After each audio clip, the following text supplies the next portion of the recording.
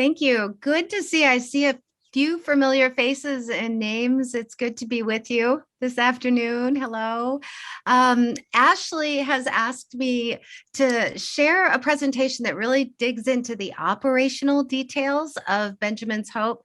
So a little different than presentations that I often give that are more story and history behind, but really digging into how does Ben's Hope as a model that serves individuals who often have complex behaviors, how does it work? What's our staffing look like?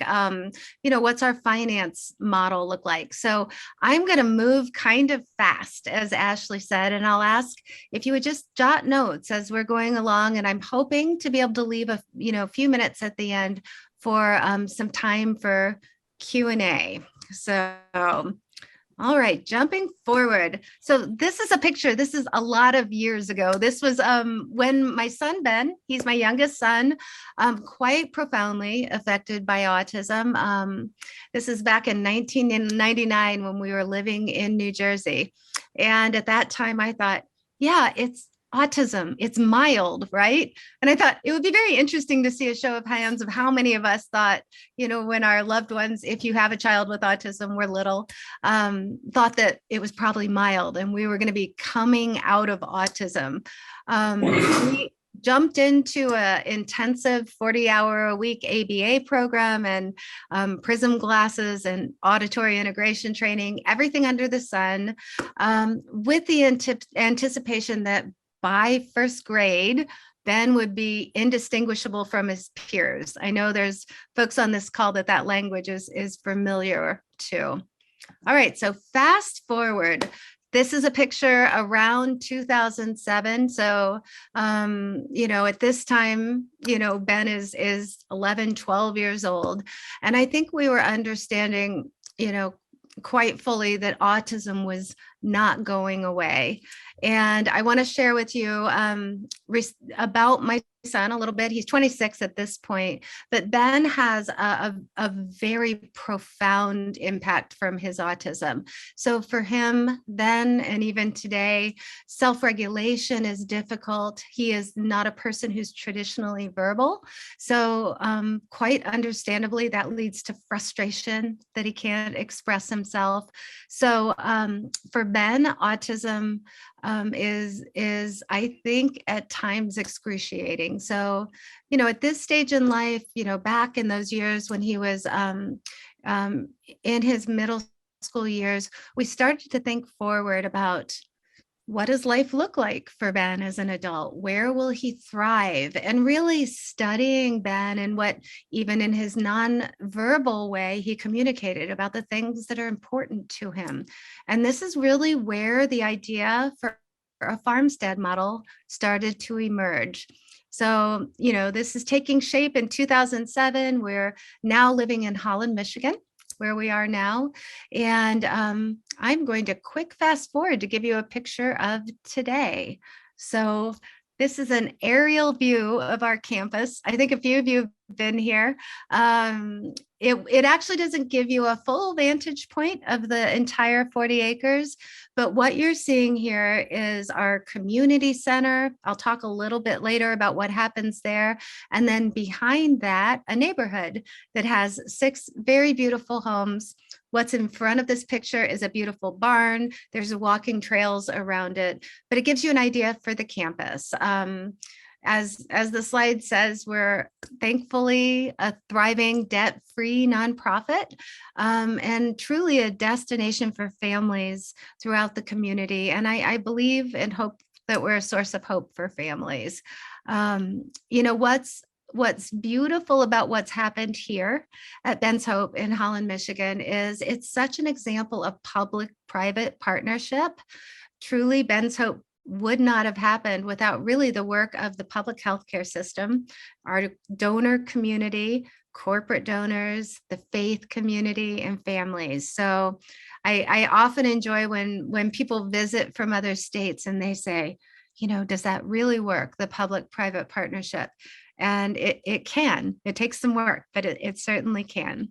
So looking today, that's Ben today at 26. And I just think you should notice that he has a very confident stride. I think everything that we dreamed of for Ben is very similar to what we dream of for our neurotypical child. He has a place of belonging and purpose and community. He has a life that's a whole lot bigger than what we could have provided under our roof. So we're thankful for that. So I'm going to talk a little bit about mission, vision, and values, and then really dig into the operational aspects of Ben's Hope. What you're seeing on your screen is what we call the Ben's Hope Way. And I believe this is really what makes Ben's Hope distinctive, committed to loving God and others. We fiercely respect the dignity, intelligence, and value of all humans. We are creative, courageous, and committed to excellence. Through the love of Christ, we live the abundant life together. So for us as a staff of about 100, we talk about this all the time, the Ben's Hope Way. You know, what does that look like in terms of the quality of interactions we have with one another, or the way that we deliver care and support?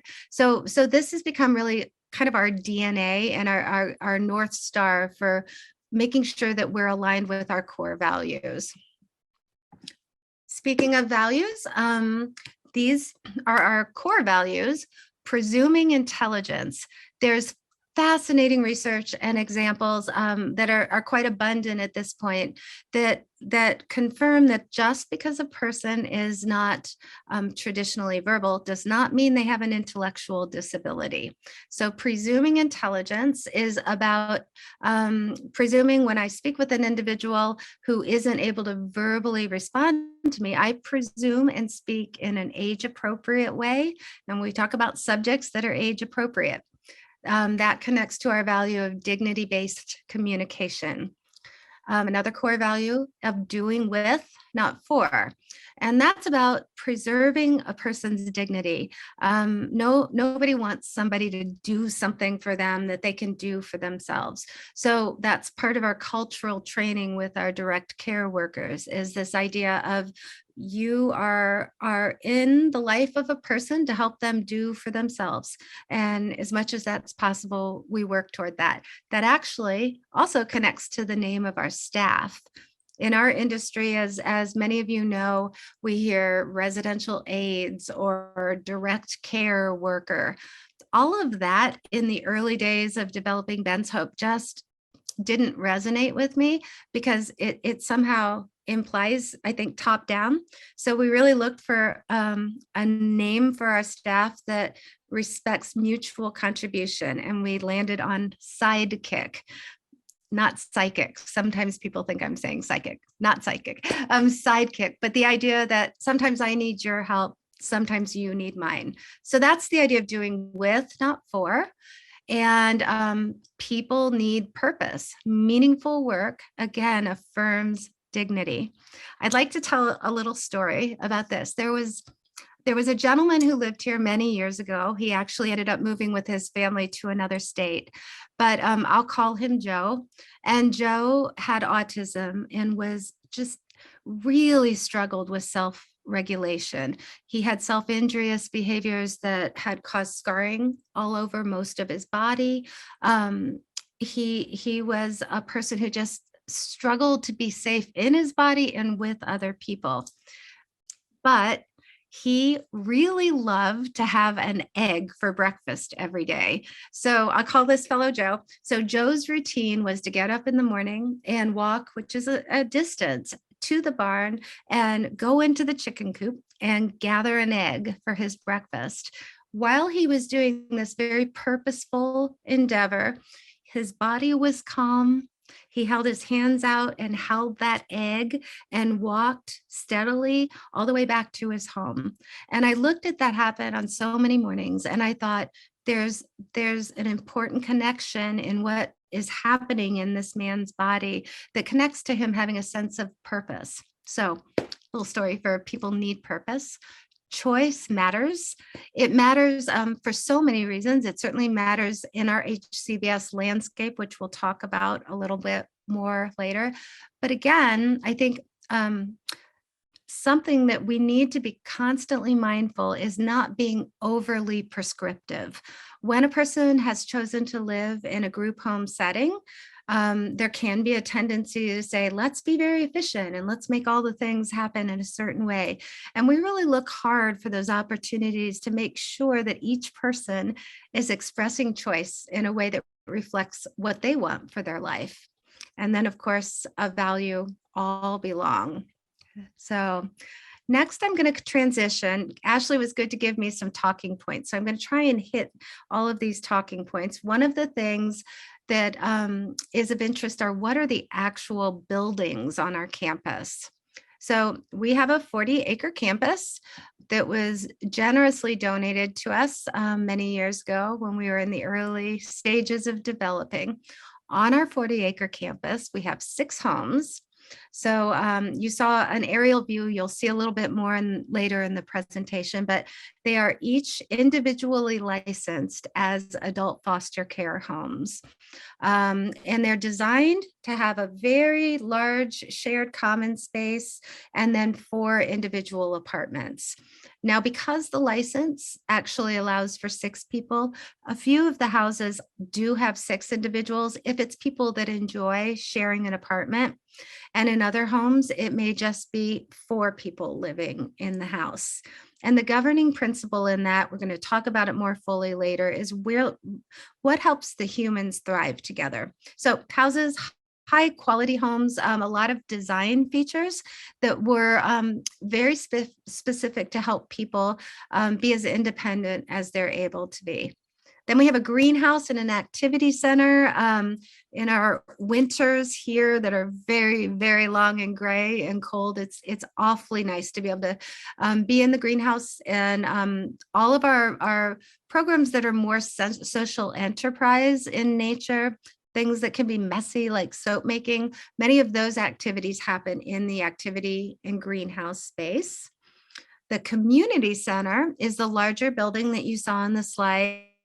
That was the aerial view. And the community center is actually a 17,000 square foot building. And a lot of things, that's where I am right now. A lot of things happen in our community center. It's our administrative offices, our programs that we offer Monday through Friday that serve both men and women who live here at Ben's Hope and also individuals who live elsewhere in the community. And then we have some classroom space where we hold a program called Rapid Prompting Method. And then the Church of Ben's Hope, which is also part of the nonprofit offerings. And then we also have a carriage barn, which is really a fancy name for a storage barn. And I greatly underestimated in the early days how much equipment we would have to store. Tractors and bikes and snowblowers and gators and golf carts. So just a couple of years ago, we built a 3,000 square foot storage area. And then lastly, we have a beautiful posted beam Amish barn. And the barn is something that the whole community enjoys. We're located on the northern side of Holland, and we have neighborhoods within, a quarter mile of here. So families will come over and they'll bring their dog and walk the trails or, visit the alpacas, spend some time at the playground. So Ben's Hope is very much a community destination, but those are the primary structures that we have. So now I'm going to transition to talk a little bit about some of the more operational elements. Questions that I often get are, how do people get into Ben's Hope? What's the process? What diagnoses are you serving at Ben's Hope? So we'll talk about that a little bit now. So we presently have 30 men and women who live here full-time, and our age span is age 25 up to 61. And the diagnoses that are typical are, autism, OCD, comorbid autism, and cerebral palsy, Down syndrome, fetal alcohol syndrome, Angelman syndrome. So a lot of different IDD diagnoses. And Ben's Hope specifically is considered here in Michigan what's called specialized residential. Now, county to county, the language varies, state to state, it varies, but within each system, there's usually a way of grouping group home offerings, going from supported independent living up to, perhaps general adult foster care, and then in our area, what we call specialized. So what specialized refers to, specialized residential, is it's serving men and women who, based on an assessment, need 24/7 wake staff. We're going to talk a little bit more about that. But when you think of the 30 men and women who are living here, they have been assessed by their county to be eligible for this level of support. So speaking of how our admissions process works, oftentimes I think there's a perception that Ben's Hope is able to just say, yes, we would love a person to live here. We think, Joe Smith would be a fantastic fit. Actually, the process is largely driven by our community mental health system.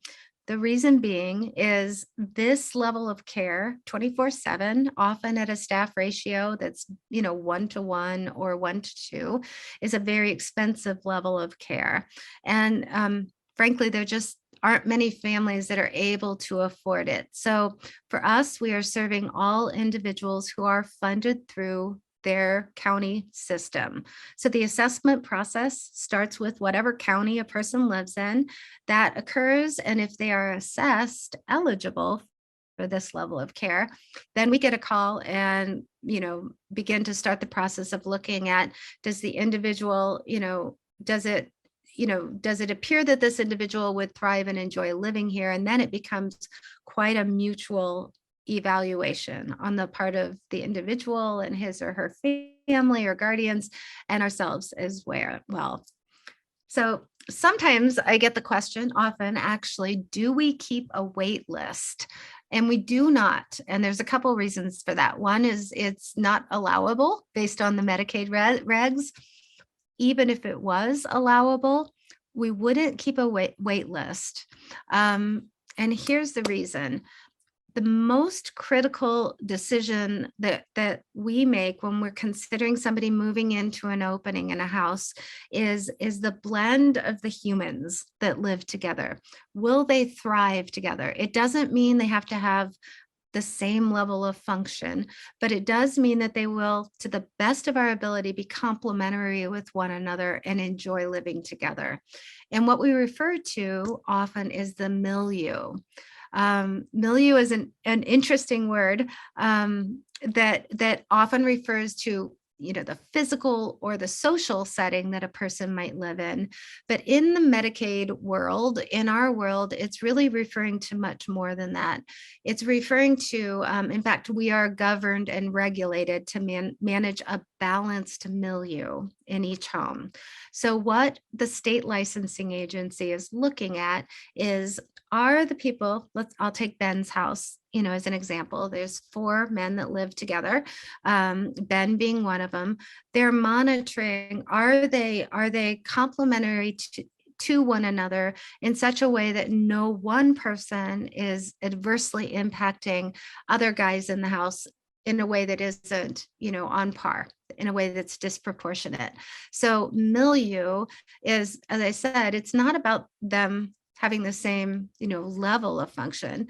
It's more about it being complementary. So I'll give you a couple examples. And this was, in my early days of thinking and learning about the development of Ben's Hope, I don't think I understood how important this would be. But it's thinking about things. For example, if you have an individual who has extreme sensitivity to noise, auditory things are real triggers for him. And you've got another person who rather constantly and vociferously makes noise. That would be an imbalanced milieu because they probably won't thrive together. Likewise, you probably wouldn't blend an individual who has high aggressive behaviors with an individual who utilizes a wheelchair and cannot self-ambulate that wheelchair, because you're looking at setting up a really risky situation. So milieu is a very dynamic and kind of complex evaluation. So, I think one of the learnings that does connect to milieu that has been important for me over the years is to be comfortable with the scope of people that we serve. As much as we might wish to create models that just work for so many people, realistically, you can't be all things to all people. So often when I'm working with groups that are just, getting something off the ground, we'll go through an exercise of how do we define the scope of individual that we're going to serve. There's no disparagement in humans in thinking about this, especially if you're hoping to serve individuals who have a very complex, perhaps high behavior profile.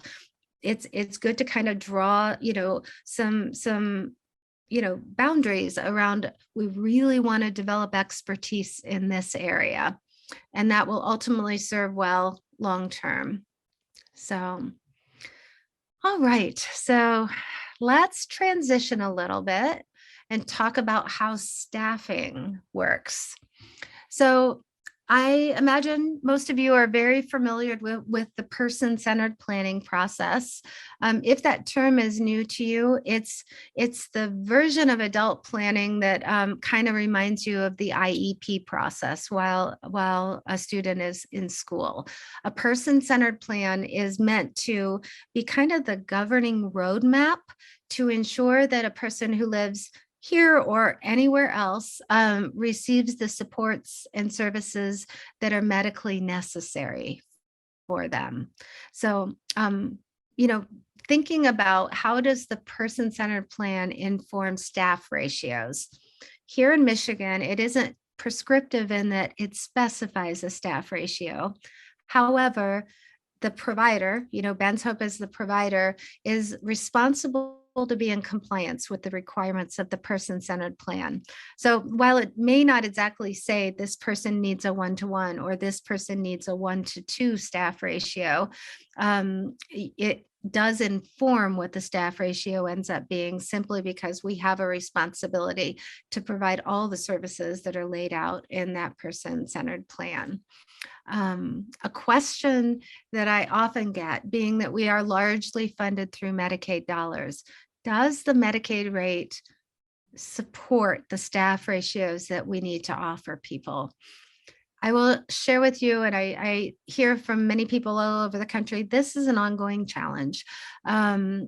Of course, Medicaid has a responsibility to judiciously use funds and to provide what's medically necessary, but it's a challenge to keep the rates at a level where it's close to or covering the actual cost of care. I'll say this to all of you that might be considering starting: if part of your financial model does include Medicaid dollars, build good relationships with your county partners. We serve 6 counties here, or rather individuals coming from 6 different counties here at Ben's Hope. And we work very hard to have open communication, and it's rather ongoing with all of our county partners, because that enables the conversation that does take place from time to time around the rate just isn't adequate to cover cost of care. If you've got the foundation of a really good county partner, you can work through those discussions. But I think it's realistic to say to you that most of the 10 years that we have been open, we have operated with a Medicaid shortfall. And we're going to talk a little bit more about that a little bit further. Okay, question: how many staff, and how in the world do you decide how to staff for homes that serve individuals with very complex behaviors?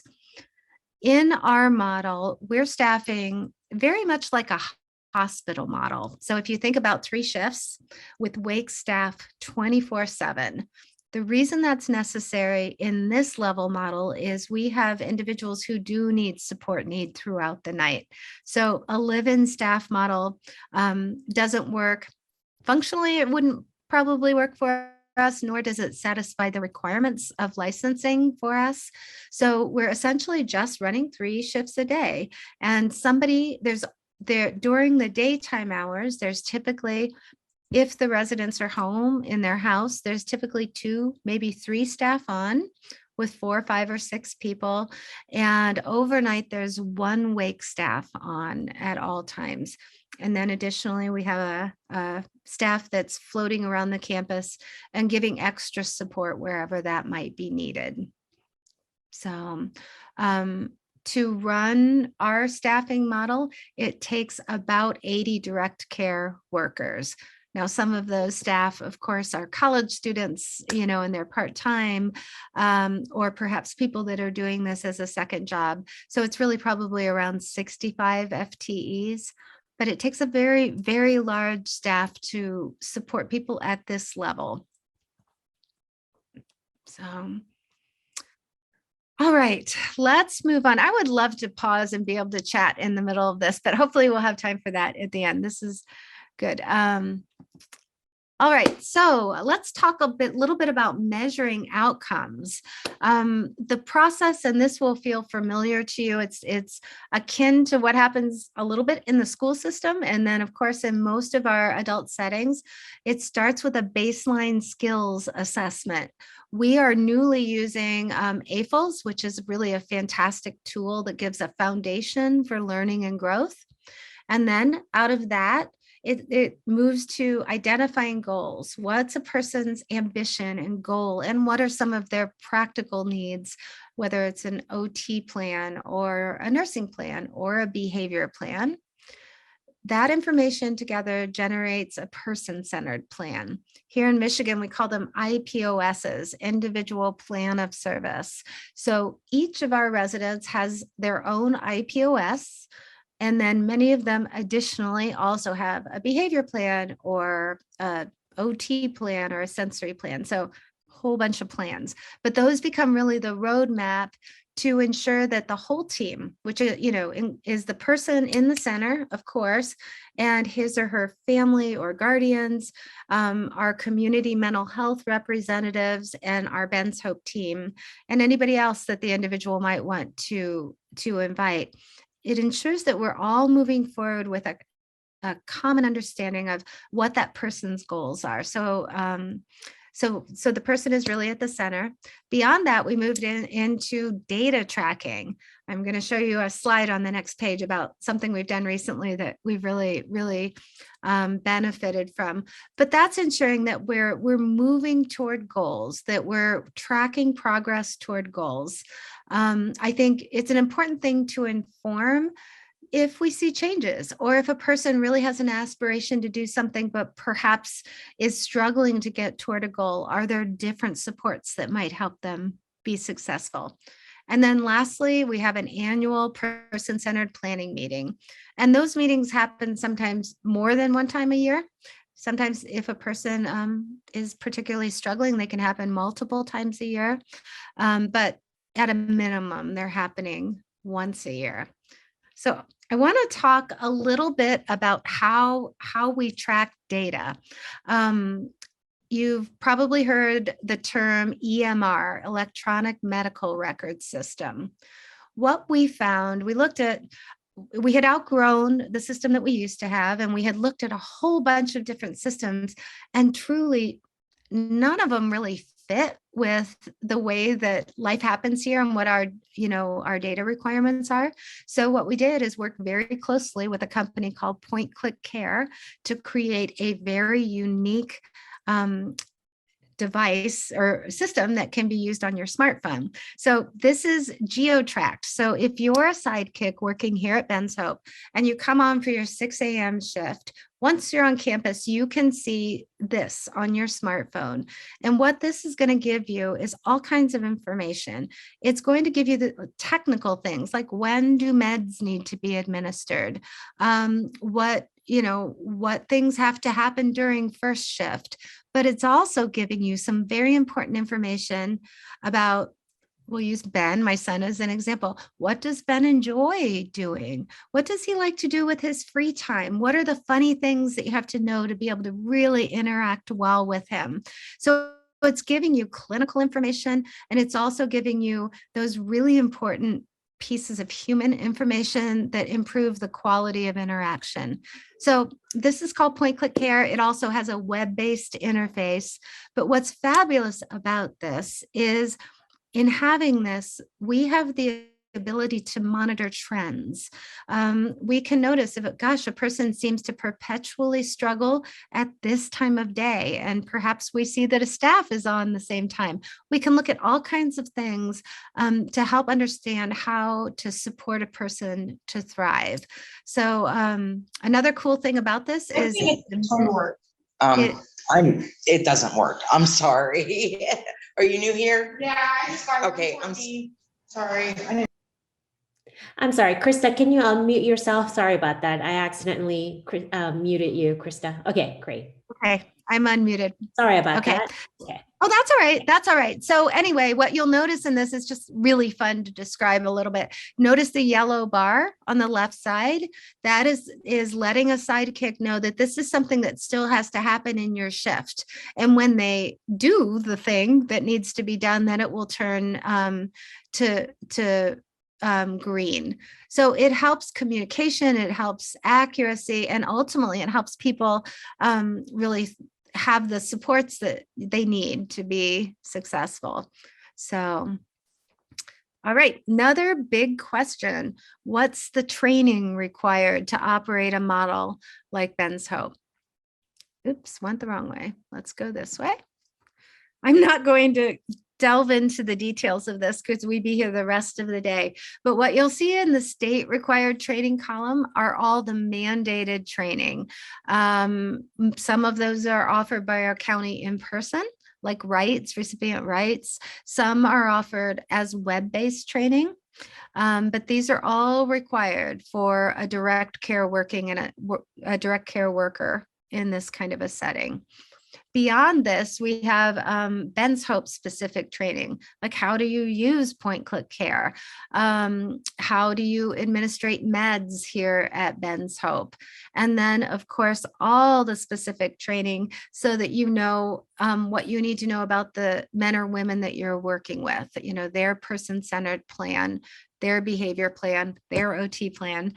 And then what we do, you know, I had this thought a few years ago. I was watching a lovely young woman who came in. She had a heart to do this work. She'd never worked in direct care before.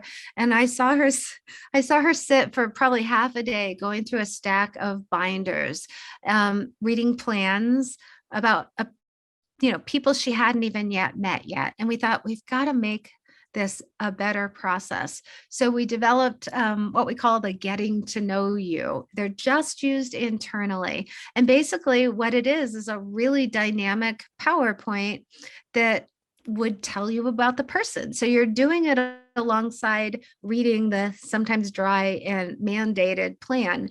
But while you're reading about Ben, you're seeing that Ben really loves dogs and he has some jokes, and these are some great things about his jokes. And you're learning who you're meeting him as a person during that training. So then when you meet him in person, you have a much fuller understanding of who he is as a person. So those are all the specific trainings that we do specific to the residents. And then quarterly, we do all staff trainings. And those are always topical. Like recently in the last couple of years, they're often about COVID and how do you care for a person who's COVID positive. But other times we'll do topics like dignity of risk versus duty of care.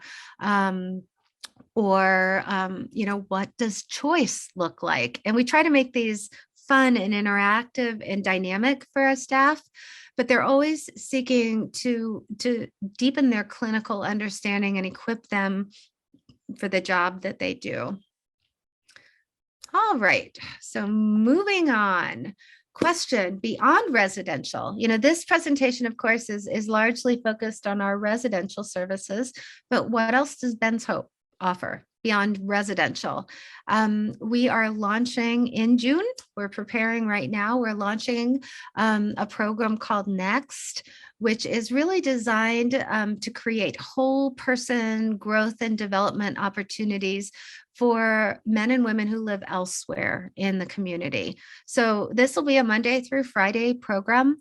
It will, I think, often supplement if somebody has employment for a couple days a week, but they need something meaningful and engaging at other times. It's meant to really address the need that we hear quite constantly from people of, my loved one kind of falls in the gap. We're seeking employment. We need help developing skills toward employment, but he's sitting home and he doesn't have purpose. So, part of our thinking in the growth of this is how do we really use the resources that we've been blessed with to be able to help more people. So that's good. Church of Ben's Hope.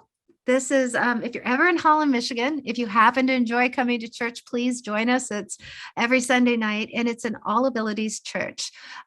Faith life is very important here in Western Michigan. So this is often something that individuals are seeking when they're looking, at various things.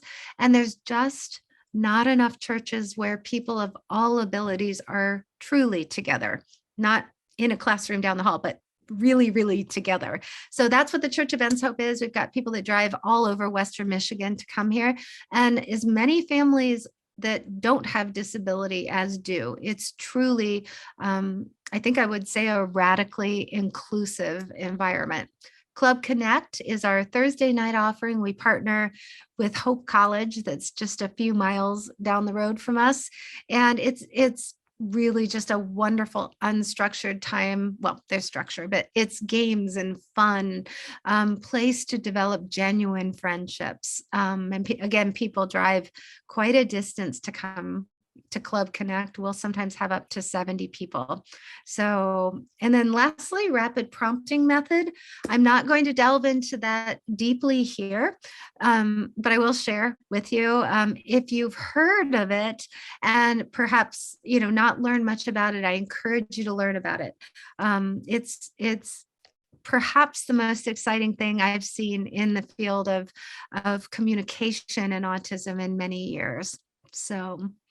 So those are the offerings that are really designed to support individuals that don't necessarily live here, but still want to be very connected with the Ben's Hope community. So, all right, moving into money, discussion of how funds get used here at Ben's Hope.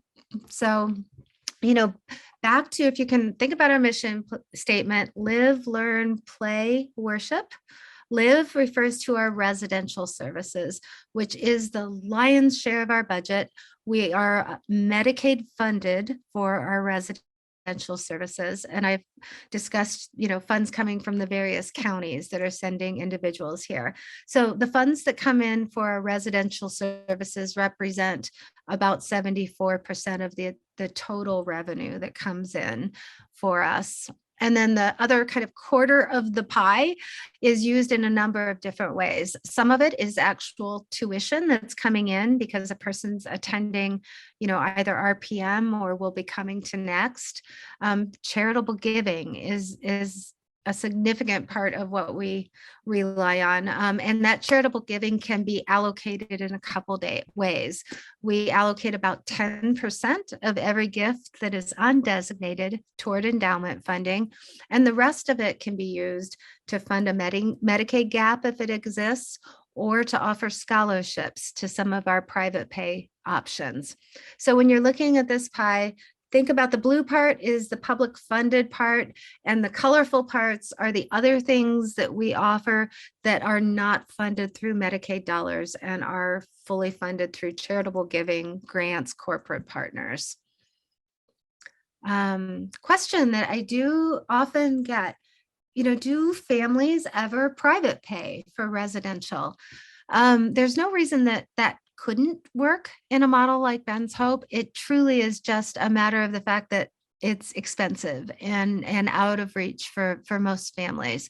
So presently, that's where our public dollars are so valuable, and it's the right use of Medicaid dollars. So so we could, but we typically don't. All right, so does Ben's Hope offer private pay services? We just talked about this a little bit. Sure, we do. We offer programs that happen Monday through Friday, and then also rapid prompting method. And do I have to fundraise a lot? Yes. And I'm sure this is true of many of you who are operating organizations. When you think about public-private partnership, there's always going to be a vital role of charitable giving, whether it's through grants or corporate sponsors or donors. That's always a part of a model like this. And that's part of the reason that the early board was very wise to determine that we would be debt-free.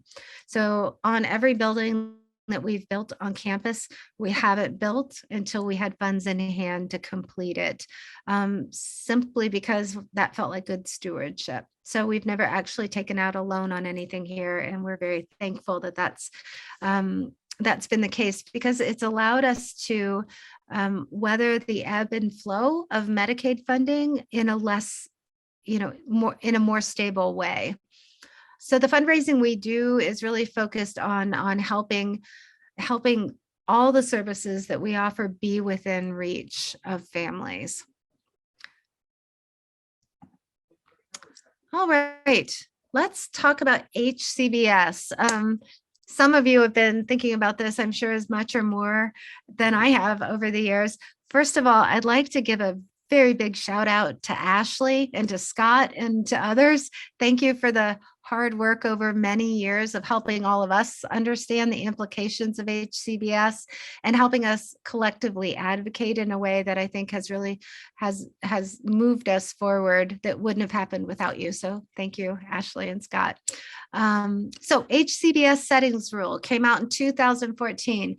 At that point, we've been open all of 2 years. And if you remember, in the early settings rule and the guidance, it was very prescriptive and focused on physical features. So what I remember reading in our original, Michigan state transition plan was, you can't have disability specific housing that is co-located next to one another, and it can't be provider owned, and you can't have a barn. All things that are very descriptive of Ben's Hope. So in many ways, we were reading that, just having opened our doors, thinking, what in the world will we do to get through this? As you'll recall, states were given latitude on how they rolled this out state to state. And Michigan was pretty early on, I think, in getting guidance out. What was incredibly helpful to us as we moved along, and as CMS gave more and more guidance, that the settings rule was really meant to be much more about the experience of individuals than specific features of a property.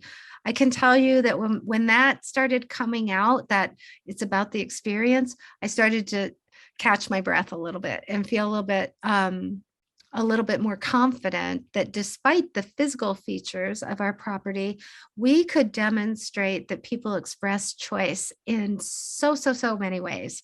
So in Michigan, what ended up happening is we were simply based on our physical features, we were placed in heightened scrutiny.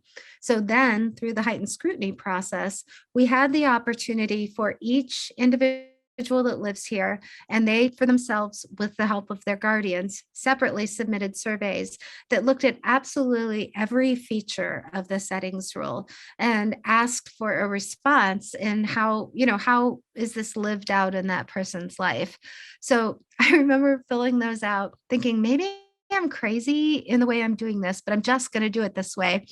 Like when it would ask a question about how somebody enjoys being in the community, I would write one answer for Jane and another answer for Joe and another answer for Mark, because every person is different and they express their choice in a very different way. And I think because that was, I believe, the intent of the settings rule is to ensure that people aren't isolated and ensure that they have choice. I probably gave the state a whole lot more information about people than they actually wanted, but I really wanted to demonstrate the breadth of choice that it can be exhibited even in a congregate model. And then of course, our families and the men and women who live here, they went through their own process. and then you sit and wait and wait and wait. And we did have a couple corrective action plans that we submitted to the state when there was an indication that there needed to be changes. And very thankfully in 2008, we were deemed compliant with the settings rule. So, and I think for our families, those years were a time of, I would say, fear for many of our families, because they had observed their loved one growing and thriving. And the reason this decision was made was because this is where their loved one wanted to live. And so I think what they were fearful was that their loved one would no longer be able to direct the funds to which they were entitled into their setting of choice. So there was a lot of celebration and whooping and hollering around here when we found out that we were compliant. So moving on from HCBS, Ashley asked me, what are the biggest things you've learned? So these are my big learning over the last 10 years, is that this model is good for many, but it does not work for everyone. The first reason being super obvious, that not everyone wants to live in a group home, nor does everybody want to live in a farmstead model. So beyond that, even if a person desires this, it doesn't always work for everyone, even with all the resources that you can provide. And that usually goes back to our earlier conversation about milieu. Can people blend and live and do life together in a way that is good for everybody? So next learning is public-private partnership works. Build the relationships in your community and partner together so that you can accomplish something beautiful. Also, to offer the best quality of life for the people that you serve, you have to have the very best staff. I will say, during COVID, all providers struggled to attract staff and retain staff. I think that was a bit of a universal experience.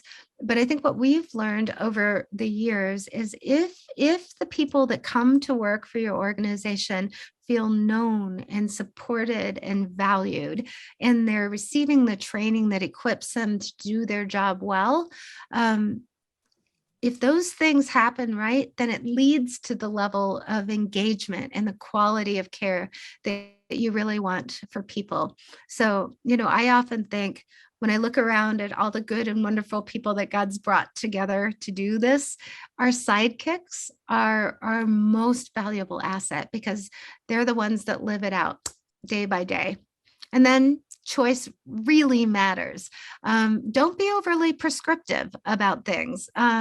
If there's room to be flexible, go with it and let it be flexible, because it matters. It matters because of HCBS, that's true, but more importantly, it matters because it respects the dignity of the individual. So look for opportunities. On our team meetings, we'll talk about, what does choice look like for this person or this person, and how do we seek opportunities for them to really express choice? So those are kind of my big takeaways. I'm going to finish my part of this presentation with a 3-minute video. Ashley had told me, share a story that celebrates somebody's success. And I actually would prefer to show you a story rather than share it.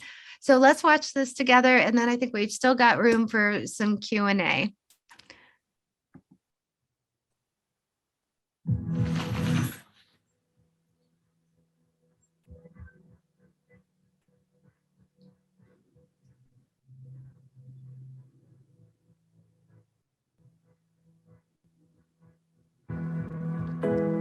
The first time I did AF sign language, I was so nervous and